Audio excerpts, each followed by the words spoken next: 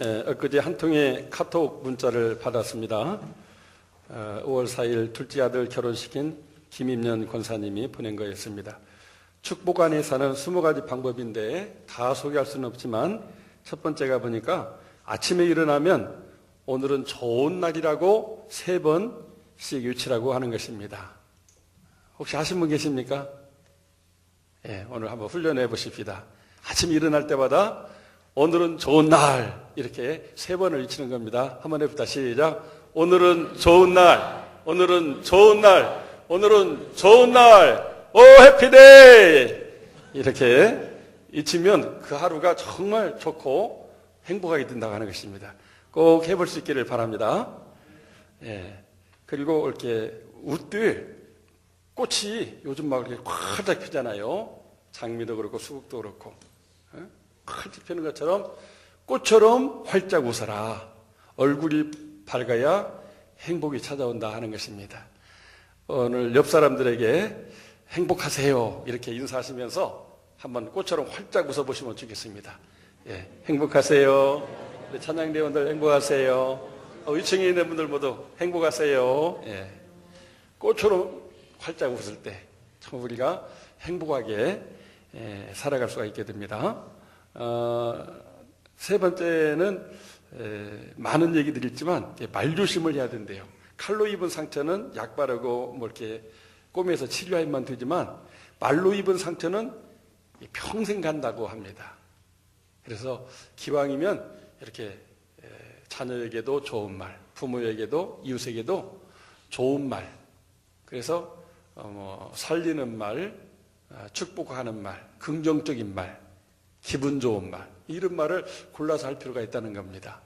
그래서 옛날 어르신들은 막 자녀들이 너무 많다 보니까 막 귀찮아서 그런지 모르지만은 이 썩을 놈아, 이 육시할 놈아, 육시하면 되겠어요. 옛날 이대 때 사용 방법이 목 자르고 팔 자르고 다 자르는 게 육시한다는 건데 내 자식이 그렇게 되면 되겠어요. 화가 나서 하는 거지만은 그런 말 하지 말고 기왕 뭐 욕하고 싶으면 놈자만 하세요. 이 대성할 놈아, 이 복을 많이 받을 놈아 이렇게 말을 좀 바꿔가지고 이렇게 좋은 말을 하면서 살면 말대로 된다고 하는 것입니다. 그래서 좋은 말은 당연히 좋게 하시고 속상했을 때도 이렇게 긍정적이고 좋고 살리는 말을 많이 하면 우리가 행복하게 살아갈 수 있게 된다고 하는 것입니다. 어버이주일이어서 어떤 그 행복의 비결이 있는가 봤더니 부모에게 효도하라. 부모는 살아계시건 안 계시건 최고의 소원이십니다. 이런 말이 있어요. 부모에게 효도하면 살아계신 부모도 자기 자식을 지켜주지만 세상 떠난 부모님도 수호신이 되어서 우리를 지켜준대요. 천국에서 우리를 위해서 기도하니까. 그래서 오늘 우리 전우자로 한번 인사하실 때에 어버이는 나의 수호신입니다. 한번 인사하시면 좋겠습니다. 어버이는 나의 수호신입니다. 그래서 우리가 그런 마음을 가지고 항상 어버이께 효도할 수 있기를 바랍니다. 오늘 이 에베소서 6장 1절에서 3절에는 효도하라는 말을 내 부모에게 순종하라는 말과 또 내 아버지와 어머니를 공경하라는 말로 바꿔 말하고 있어요. 다른 말로 하면 우리 문화에서는 그냥 부모님께 효도하라 그런 말이에요. 근데 이 말씀이 좋은 것은 2절에 보니까 아버지와 어머니에게 공경을 해라. 옛날 우리나라는 어머니가 고생한다고 해서 어머님만 효도해라 해서 어머니 날이 있었잖아요. 근데 얼마 전인가 어버이날로 바꿨는데 저도 아버지들 입장에서 옛날에는 서운했는데 이렇게 바뀌니까 좋더라고요. 우리 아버지들 다 좋지요? 조금 좋은가 보네. 어머니들 좋지요? 어머니들 좀 더 나은 것 같아요. 아직도 자식들이 어머니 은혜를 잊지 못하는 것 같아요. 아버지 사랑은 더 큰다고 할 수 있는데 우리는 내 아버지와 어머니에게 공경해라. 어버이에게 공경하라. 원래 성경은 어버이날이었는데 우리나라 문화상 어머니들이 고생 많이 해가지고 옛날에 어머니날로 했다가 요즘은 다시 어버이날로 바뀌게 된 것 같습니다. 정말 우리는 우리 어버이가 있기 때문에 내가 있는 것이 아니겠습니까? 또 어버이에게 효도하면 약속이 있다고 그랬어요. 그래서 오늘 말씀해 보니까 약속이 있는 첫 계명이다 그랬는데, 원래 첫 계명은 하나님께 드리는 나 외에 다른 신을 두지 말라는 계명인데, 이 말씀을 첫 계명이라고 하는 것은 인간과 인간 사이에 있어서 가장 중요한 계명이다 그 말이죠. 이 계명이 무너지면 살인자도 될 수가 있고 간음도 하고 도둑질도 하게 된다는 거예요. 그러나 이 약속 있는 첫 계명을 잘 지키면 하나님이 복을 주시고 잘 되고 장수하게 하는 가운데 그런 살인죄, 간음죄, 무슨 이런 탐욕에 의한 이런 도둑질 안 하게 된다는 거예요. 진정한 효자가 되면 정말 잘 되고 복을 받고 장수하게 된다는 거죠. 그래서 이 말씀을 사도 바울이 자기가 하나님께 받아서 말하는 것이라기보다도 사도 바울은 구약 성경에 정통한 분이기 때문에 출애굽기 20장 12절에 보니까 바로 내 부모를 공경하면 내 생명이 땅에서 길리라 하는 말씀이 나와 있어요. 근데 모세가 이 말씀을 십계명으로 받아서 전했는데 나중에 이제 이 말씀을 풀어서 설명하는 신명기서 5장 16절 예가 보게 되면은 내가 땅에서 이렇게 장수하고 복을 누리리라 이렇게 말씀을 줬어요. 그것은 이스라엘 백성들이 지금 출애굽해 가지고 가나안 땅을 향해서 가고 있게 되는데, 가나안 땅에 가서 살아갈 때 이 효도를 가장 우선시하는 가정을 이루고 그런 효도하는 사회, 효도하는 그런 신앙 공동체가 되라고 하는 말씀을 주신 겁니다. 그러면서 땅에서 그냥 오래 살리라만이 아니라 땅에서 오래도 살고 잘 되기도 한다, 복도 받는다, 이것을 재해석해서 말씀해 주셨습니다. 바로 사도 바울은 이 신명기 5장에 있는 말씀을 채용해서 오늘 신약 성도들, 예수를 믿는 이들도 똑같이 그 하나님의 마음이 나타난 하나님의 아버지의 소원인 내 부모를 순종하고 공경하는 일을 하라고 이렇게 말씀해 주고 있는 것입니다. 이 말씀은 우리 모든 기독교인들이 실천해야 될 가장 중요한 책임, 정말 법을 떠나서 우리 인간이라면 당연히 그래야 되는 것이라는, 그래서 이것이 옳으니라 이렇게 말씀했어요. 인간이라면 당연히 낳아주시고 길러주신 부모님을 순종하고 공경하는 것이 마땅하다.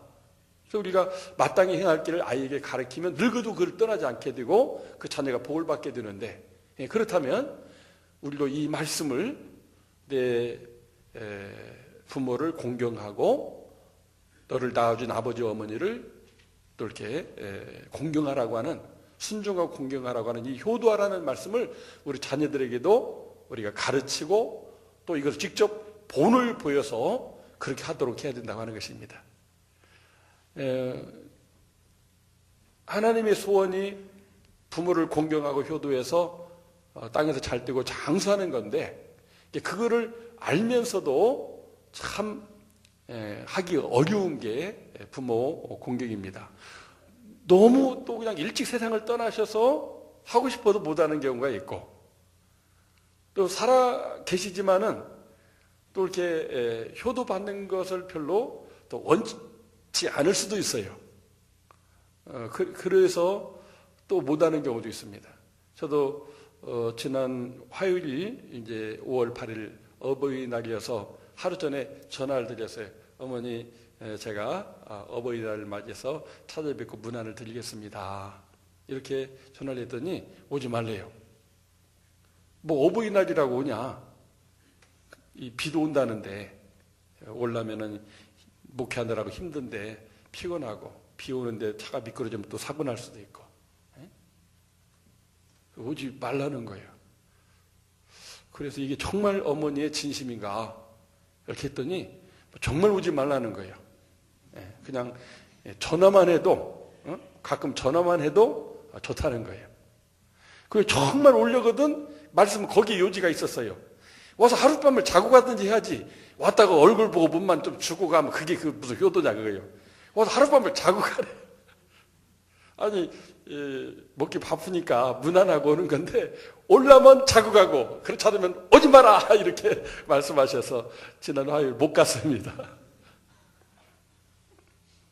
정말 어버이 살아계실 때 효도하고 싶지만 또 부모님이 원치 않으면 못하는구나.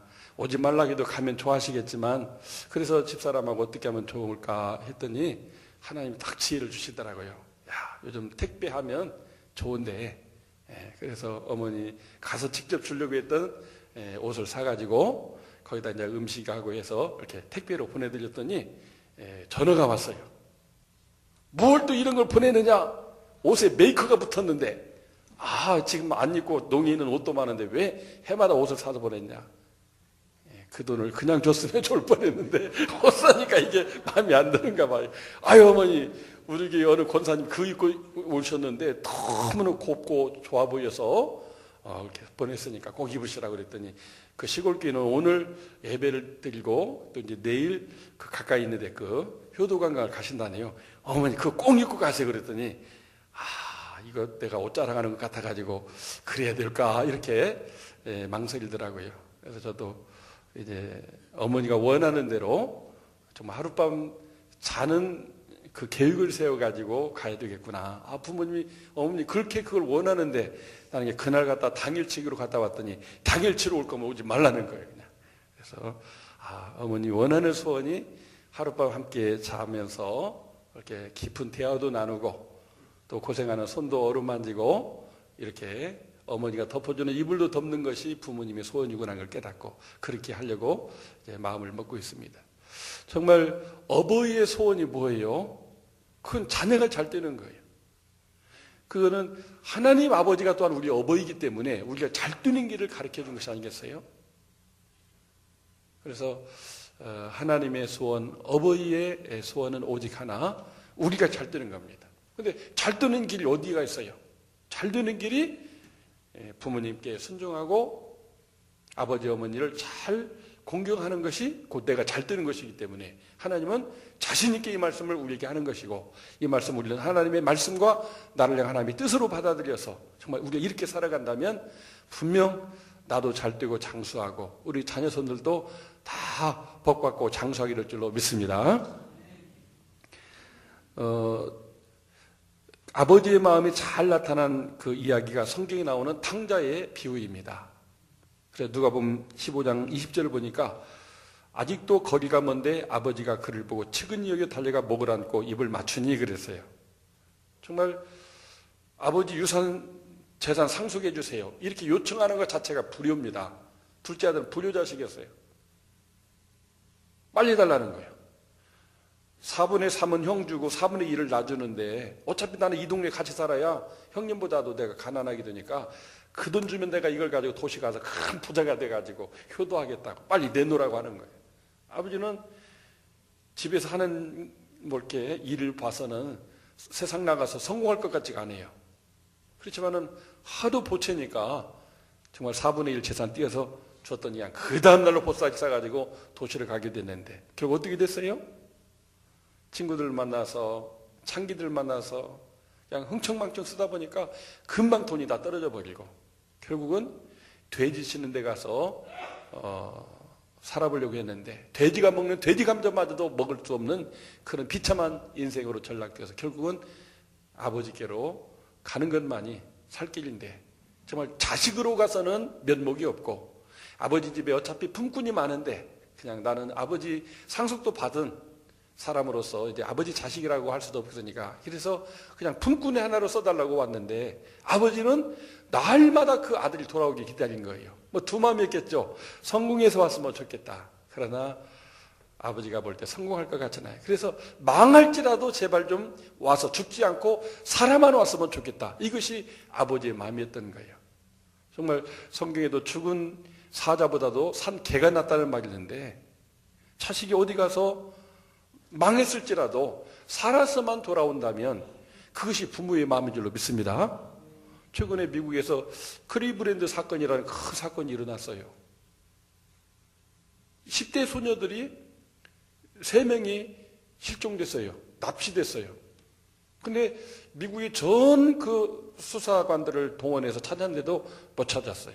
근데 10년 만에 살아왔어요.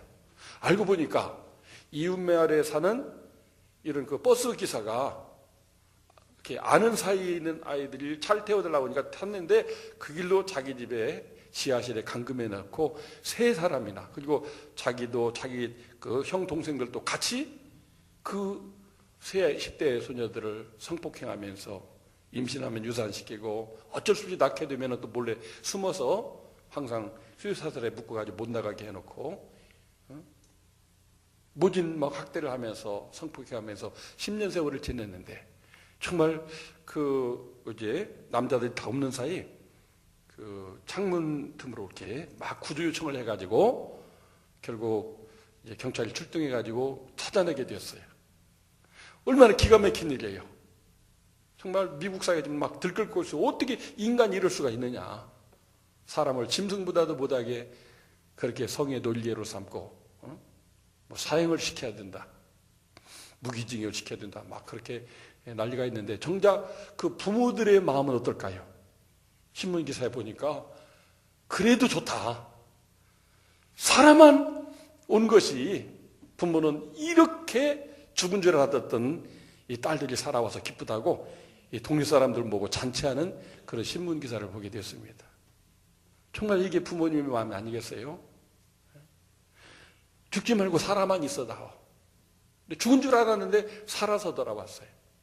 그랬더니 너무 기쁘고 행복해가지고 과거는 어떻든지 지금 현재 살아있는 것이 고마워가지고 그 딸들을 기뻐하면서 이렇게 이제 치유하고 회복시키면서 이렇게 그 잃어버린 자식을 찾은 행복을 누리고 있는 것을 보게 됩니다.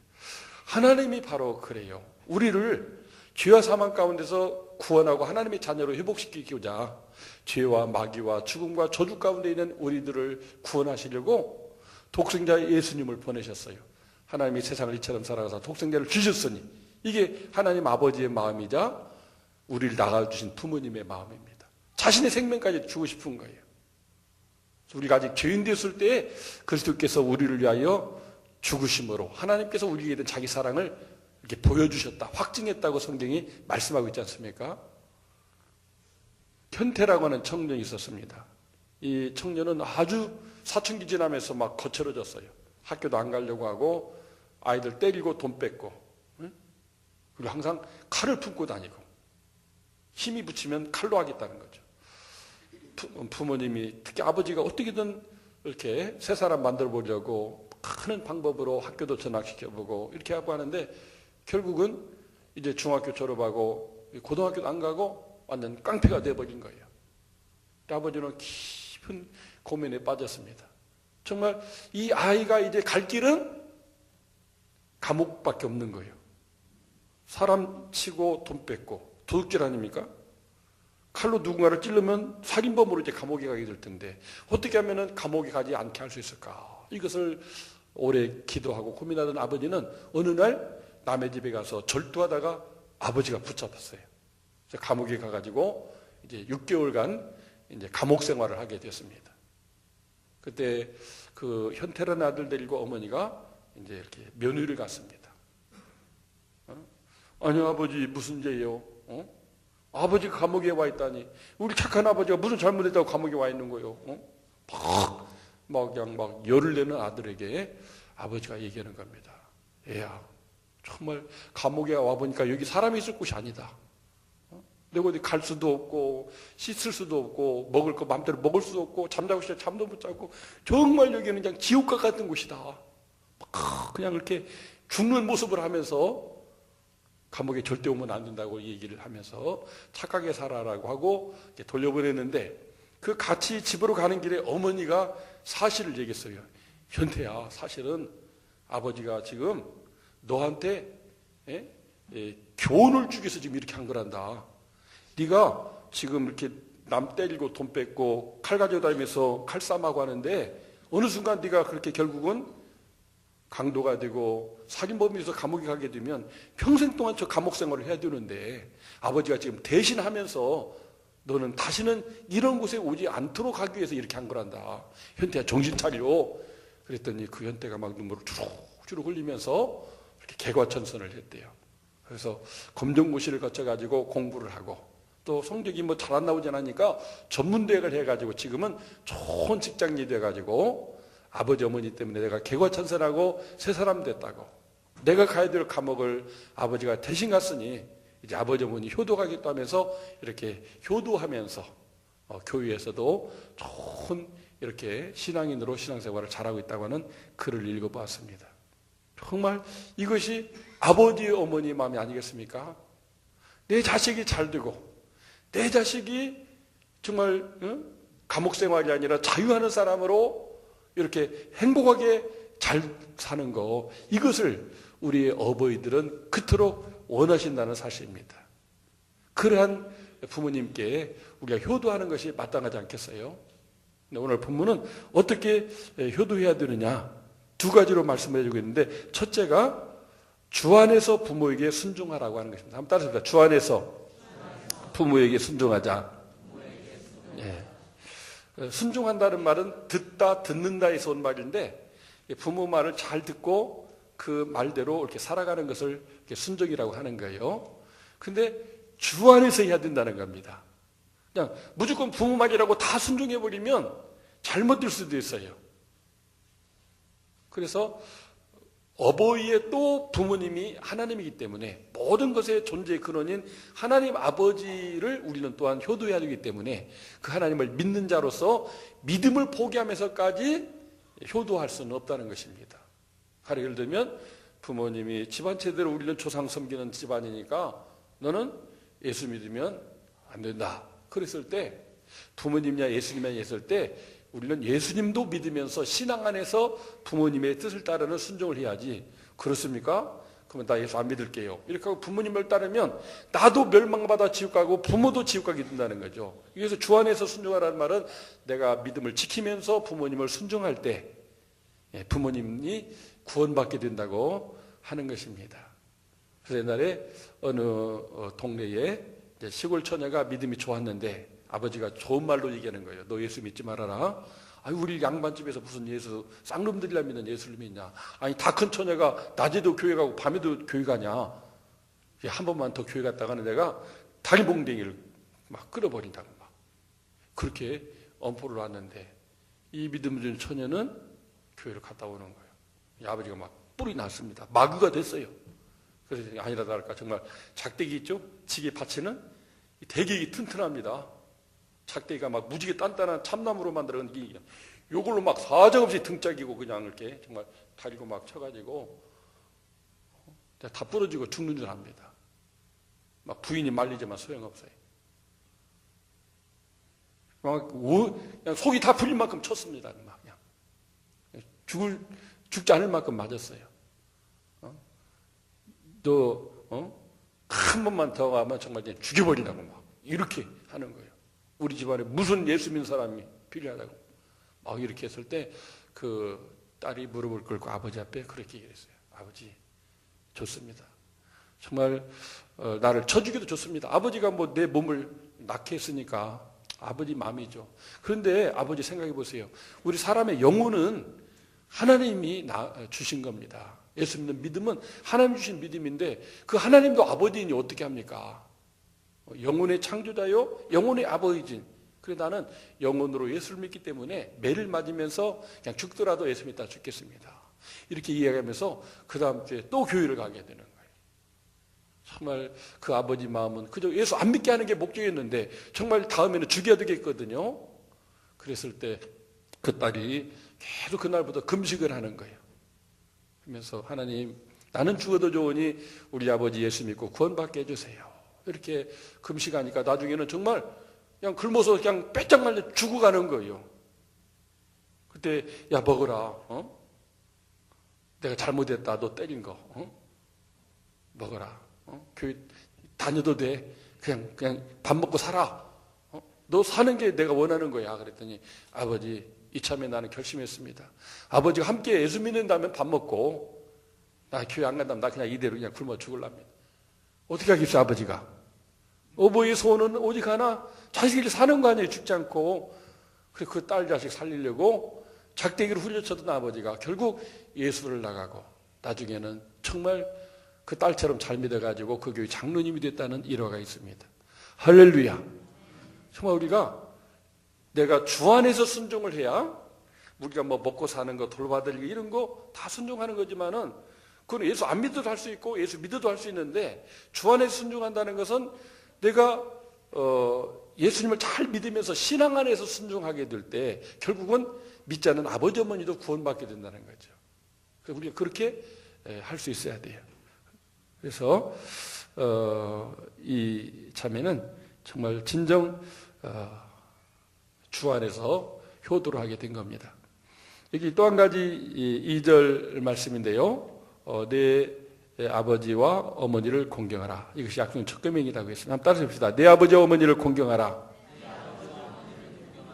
여기서 공경한다고 하는 것은 드린다고 하는 의미입니다. 듣는다고 하는 의미의 순종이 아니라 드리는. 그러니까 부모님이 필요한 것을 특별히 어떤 몸으로서도 도와드리지만 물질을 드린다고 하는 의미가 공경의 의미가 있어요. 우리가 뭐 립서비스는 얼마나 잘 수가 있죠. 근데 온몸으로 또는 이렇게 물질로 이렇게 하는 게 또 효도라고 하는 그런 말입니다. 그래서 공경한다고 하는 것은 존경한다고 하는 의미가 있어요. 그래서 저도 둘째 아들이 이렇게 취직을 해서 축하를 드리는데 그 입사 면접에서 이렇게 묻더래요. 그래서 누구를 존경하느냐 해서 우리 아버지 존경한다고 그랬더니 취직이 됐다는 거예요. 그 제가 얼마나 기분이 좋아요. 근데 큰아들이 또 그러는 거예요. 아버지 요즘 입사 면접에 그거 다 그렇게 얘기해요. 그러냐 나만 몰랐다. 그래도 좋더라고요. 목회하는 아버지가 제일로 존경스럽대요. 우리 큰아들 작은아들 저를 이렇게 존경합니다. 할렐루야. 여러분의 자녀들도 부모를 공경해요. 다 이렇게 존경해요. 정말 부모님 이렇게 힘들게 사는 것이 결국 나를 위한 것인 걸 깨닫기 때문에 존경하는 마음이 있습니다. 이 공경은 위로의 뜻도 있어요. 그래서 어제 설교 준비하다가 스타킹을 잠깐 보게 됐는데 여러분도 보시죠? 좀 보세요. 그거 좋더라고요. 다은이라고 하는 그 처녀가 있는데 이렇게 전문대학에 실용음악과 가서 이렇게 이제 가수 공부를 하고 있는데 아버지의 소원이 자기가 가수 되는 거 있대요. 어릴 때 노래를 잘했나 봐요. 근데 아버지가 갑자기 암 진단을 받았는데 동시에 4개의 암이 발견됐대요. 전이 된 게 아니라 자연 발생적 이 사람에게는 동시에 암이 4개가 생겨져 버린 거예요. 그러니까 병원에 치료보다하고 이제 시한부 인생을 살고 있는데 이 딸의 마음 가운데 5월달 가정의 달 어버이달을 맞으면서 마음에 아픔이 있는 거예요. 어떻게 하면 아버지를 위로할 수 있을까? 그러다가 강호동에게 편지를 보낸 거예요. 우리 아버지가 갑자기 젊은데 이런 희귀암으로 말미암아 시한부 인생이 됐는데 아버지를 내가 한번 위로해드리고 싶은데 방송에 나갈 길이 없다. 나를 한번 세워주면 내가 가서 노래를 할 테니까. 그랬더니 그 강호동과 스태프진들이 정말 이 아이를 만나서 상담하고 노래에 세운 거예요. 거기서 정말 아버지를 이제 죽어야 될 아버지를 생각하면서 막 눈물을 펑펑 흘리면서 노래를 부르고 나중에 이제 또 그 아버지와 인터뷰 전화 통화를 통해서 이 얘기를 하게 됐는데 정말 아버지가 많이 위로가 되었다고. 정말 나는 먼저 세상을 떠나지만 우리 딸이 앞으로 훌륭한 가수가 되어서 많은 사람 앞에 이렇게 좋은 일을 하면 좋겠다고 하는 그런 걸 하면서 정말 그 딸의 그 마음을 보게 되었어요. 내년 5월달 스타킹에는 우리 교회 누가 좀 갔으면 좋겠어요. 예. 아프신 아버지 어머니 위로하기 위해서 내가 한번 노래해보겠다. 장기자랑 해보겠다. 그러면은 제가 추천서 써드리겠습니다. 강호동이 받아줄 것 같아요. 한번 도전해보면 좋겠습니다. 내 아버지 어머니를 공경한다는 것은 부모님의 마음을 어떻게든 그 위로해드리는 그런 것입니다. 또 하나는 부양하는 겁니다. 정말 부모님이 필요한 것들을 공급해드리는. 그래서 어릴 적엔 이제 부모님이 우리의 필요한 것을 채워줬다면 연세가 드신 어버이를 위해서는 자녀들이 부모님 필요한 것을 채워줄 수 있어야 되는데 그 필요한 것들을 우리가 이제 채워주게 될 때 특히 요즘 부모님들이 그렇대요. 베이비 부모라고 해서 6.25 전쟁 전후에서 태어난 분들이 이제 직장에서 은퇴하고 이제 노후를 지나게 되는데 자식들을 이렇게 뒷바라지하다 보니까 왜냐하면 부모님에게 물려받는 것 없이 그냥 맨 땅에 헤딩하면서 가정을 이루고 집을 장만하고 자식을 키우다 보니까 모아놓은 재산이 없대요. 그런데다가 의료기술이 발달하다 보니까 이제는 지금이 80대인데 앞으로는 100세 시대가 되는데 수명이 늘어나는 거예요. 그러니까 한 80살 줄 알고 그냥 했는데 100살 살게 되니까 돈이 많이 필요한 거예요. 그렇다면은 결국 자녀들이 이제는 그 부모를 위해서 이렇게 봉양을 하는 이런 삶을 살아야 된다고 하는 것입니다. 정말 우리 자녀들은 부모님의 노후가 잘 되도록 이렇게 해야 됩니다. 그래서 어버이날만 용돈 드리지 말고 매달 드릴 수 있으면 좋겠어요. 정말 자식 잘 되기 위해서 다 모든 걸 주신 분인데, 그래서 저희 집사람 보니까 아예 자동이체로 해가지고 사례비가 은행에 딱 들어오면 그날로 바로 이렇게 날짜를 정해가지고 시골에 계신 어머니께 이렇게 딱 송금이 가게 해놨더라고요. 잘했죠? 이거 쉬운 거 아닙니다. 그러나 하나님께도 11조 드리듯이 부모님께도 이렇게 드려야 된다. 부모님에게 빚져서 오늘의 내가 있다면 부모님께 이렇게 효도해야 된다고 하는 것입니다. 정말 내 아버지와 어머니를 공경하라고 하는 말에는 립서비스를 잘하는 말도 되지만은 그것만 가지고는 부족해요. 용돈을 어떤 형편에 맞게끔 이렇게 드리는 게 효도인 줄로 믿습니다. 싫으면 하지 마세요. 그냥 아멘도 안 하시네. 공세 집사님 잘하실 것 같아. 아멘도 잘하고 부모님께 계좌 이체 딱 해서 아예 매달 용돈을 이렇게 드리시고 그러면 돼요. 그래서 어르신들 노후에 많은 돈 필요하지 않다고 하더라고요. 그래 우리가 도와드리면 그게 효도가 되는 것입니다. 정말 우리는 어버이의 소원, 하나님 아버지의 소원이 같아요. 우리가 잘 되기를 바라는 겁니다. 근데 잘 되는 방법은 약속이라는 거예요. 반드시 그렇게 하나님이 보장해 주겠다는 거예요. 내 부모를 주 안에서 순종하고 아버지와 어머니를 이렇게 봉양하면, 공경하면 땅에서 잘 되고 장수하게 해주겠다. 정말 이 복을 다 받아들일 수 있기를 바랍니다. 성경에 보면 바로 그런 사람이 우리의 믿음의 조상인 것을 보게 됩니다. 그래서 우리가 노아 할아버지를 보게 되면 하나님으로부터 저 높은 산에다가 큰 배를 만들어라. 이 세상이 물로 이제 심판당해서 다 죽게 되는데 그 배에 타야만 살 수 있다 했을 때 노아가 하나님께 그 말씀을 받았어요. 그래서 이제 망치 들고 톱 들고 지게 지고 와서 이제 나무 잘라서 배를 만드는데 세상 사람들이 다 비난하는 거예요. 저 노아 할아버지 미쳤나 봐. 아니 바닷가에다가 배를 지어야지 산꼭대에다 어떻게 하는 거예요? 아니 작년에 올해도 안 해? 120년 동안이나 하는 거예요. 근데 이게 혼자 할 수 있는 일이에요? 결국 세 아들과 며느리 아내까지 해서 8명이 그 배를 함께 만든 겁니다. 사람들 다 손가락질하며 미쳤다고 하는 그 노아와 그 가족이 같이 효도해서 아버지 뜻 받들어서 그냥 먹고 살면서 시간 나는 대로 그냥 배를 만든 거예요. 그게 노아의 방주입니다. 어떻게 됐어요? 온 인류가 다 물에 빠져 홍수에 죽을 때 노아의 가족이 구원받지 않았습니까?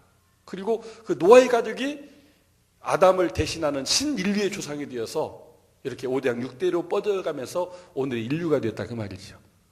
효도했기 때문에 셈과 함과 야벳이라는 이 세 아들이 효도했기 때문에 오늘의 여러분과 제가 있다 그 말이에요. 성경은 그렇게 지금 역사를 말하고 있습니다.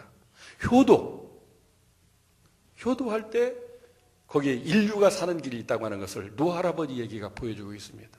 예수님은 정말 하나님의 아들이지만 또 사람의 아들이었어요. 요셉과 마리의 아들이었죠. 요셉이 일찍 세상을 떠남으로 여러 동생들, 6, 7남매 그 동생들이며 어머니를 돌보는 그런 가난한 집에 이제 가장이 돼버렸어요. 그러다 보니까 30살까지는 가족을 봉양했어요. 근데 30세에 하나님의 부름을 받게 되죠. 그랬을 때 공생애를 시작하게 될 때 어머니와 형제들이 항상 쫓아와서 자꾸 집으로 데려가려고 하는 거예요. 너 왜 이렇게 쓸데없는 짓을 하느냐? 그냥 집에서 가만히 하고 있으면 집에서 병이 고쳐지면 사람들이 병원처럼 전국에서 찾아와가지고 그럼 우리 집안 식구들이 다 그 병원 움직이는 직원이 돼가지고 다 부자로 잘 살 텐데 왜 떠돌아다니면서 제대로 먹지 못하고 자지 못하고 힘들게 밤낮없이 죽을 고생하냐. 아마 어머니라면은 다 말리고 싶어서 여러분들도. 저희 어머니도 뭐 그렇죠. 가끔 그래요. 또 힘든 표정하고 있으면 웅주야, 그 목사 그만하고 와서 농사나 짓자 그래요. 어머니는 잘로 농사 짓는 게 편하다고 그래요. 아니에요. 어머니 그게 아니고 그런데 예수님이 공생할 때 그 예수님 어머니 마리아가 또 그러는 거예요. 동생들이 막 부추겨가지고 아니 형님 왜 저러는 거요? 집에서 가만히 있으면 사람들이 다 막 구름대처럼 몰려오고 집에서 고쳐지면 고침받은 사람이 감사하다고 뭐 이렇게 좀 돈도 주고 가면 우리 집안이 다 큰 부자 되고 명문 가문이 될 텐데 아 형님 미쳤다고 말해요. 예수님을 미친 사람 취급하면서 계속 쫓아다녔어요. 제자들도 아이고 예수님 저기 지금 어머니랑 형제들 왔네요 그러는 거예요. 예수님 뭐라고 그랬어요? 누가 내 어머니고 형제냐? 하나님의 뜻대로 사는 자가 내 아버지 형제다 하면서 무시했어요. 만약 그때 주 안에서 순종하지 않고 낳아준 어머니 위해서 계속 그냥 하겠다고 집으로 돌아가게 되면 인류의 구원이 이루어지지가 않아요. 진정한 주 안에서의 효도가 이루어질 때에 나도 구원받고 가족도 구원받고 인류가 구원받게 되는 겁니다. 저도 효도하는 마음이 있었지만은 이렇게 신학을 공부하고 주의 종으로 일생을 살아가게 될 때에 말리는 사람이 많았죠.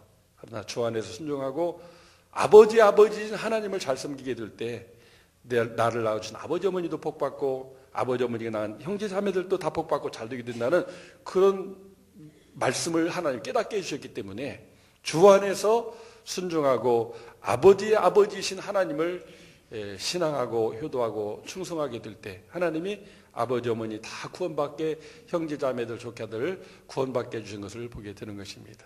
정말 우리 모두 효도하는 것이 하나님께 영광이 되고 가정과 교회를 살리고 우리 민족을 살리는 길이라고 할 수가 있습니다. 효도할 수 있기를 바랍니다.